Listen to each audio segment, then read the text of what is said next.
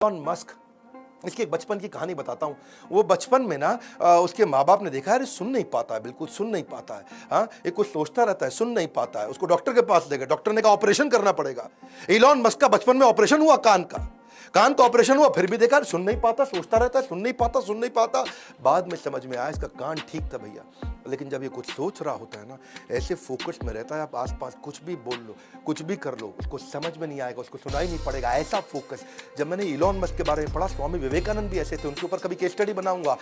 वो गली के बाहर बैठ के पढ़ रहे थे, लैंप शेड के नीचे, पास में से बारात नाचते गाते चलेगी, आज मेरे यार की शादी है, और पूरी बारात निकल गई वहां से। किसी ने आकर के पूछा बाद में, भाई साहब यहाँ कोई बारात निकली? उनको पता ही नहीं चला। अरे बारात, कौन सी बारात? वो अपना पढ़ रहे थे। इसको बोलते हैं लेजर शार्प फोकस। कान बंद हो जाते हैं, आंखें बंद हो जाती हैं, कुछ नहीं और सुनाई पड़ता, सारी इंद्रियां पूरी फोकस में चली जाती हैं।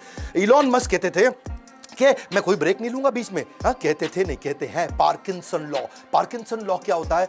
ये डेडलाइन ड्रिवन प्रोजेक्ट को काम करने का तरीका है ये लॉ। इसके बारे में कभी मैं आपको पूरा वीडियो बना के दूंगा। Work expand so as to fill in the time available for its completion.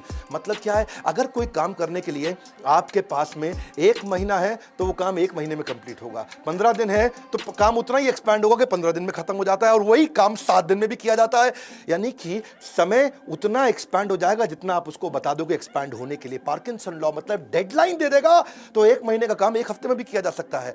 ये तो इलॉन मस्क इतना भयंकर फोकस, ये फर्स्ट प्रिंसिपल में सोचते हैं, जड़ में जाकर के, हर चीज को जड़ में जाकर के जूम इन भी करते हैं, जूम आउट भी करते हैं, डिटेल में भी जाते हैं, बड़ा भी देखते हैं। और ये हो गया